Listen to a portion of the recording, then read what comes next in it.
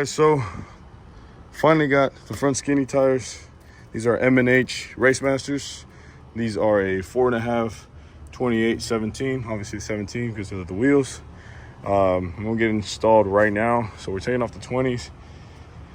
Obviously I don't have a tire. Man, I'm all winded.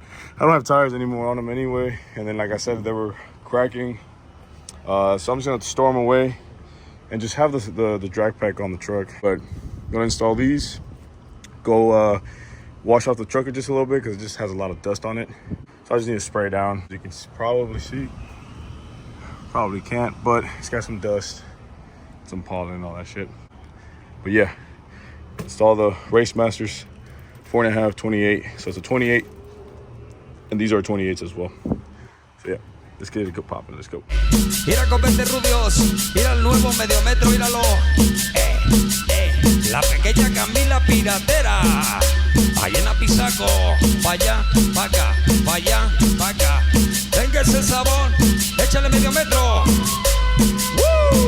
Ahí viene el paso del caballito con el medio metro.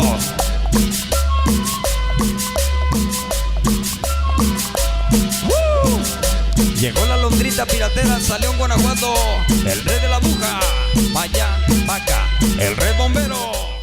Alright guys, so we're currently at Lopez Tire Service. Currently installing the drag pack on the truck. Looking right there. Small car wash on the side, that car wash.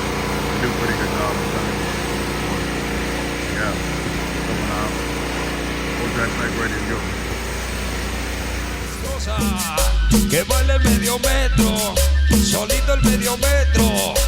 Vámonos, échate el vaso del chavito, mi medio metro. Eso, eso, eso, eso, eso, eso, eso, eso, eso, eso, eso. Que vale el medio metro. Vámonos, saludando a toda la familia Juárez allá en Guanajuato, todas las ovejas descarriadas, al famoso pollo. Pa' allá, pa' acá, que baile el hiedra, el pino y el buco. Pa' allá, pa' acá, pa' allá, pa' acá, que baile el medio metro.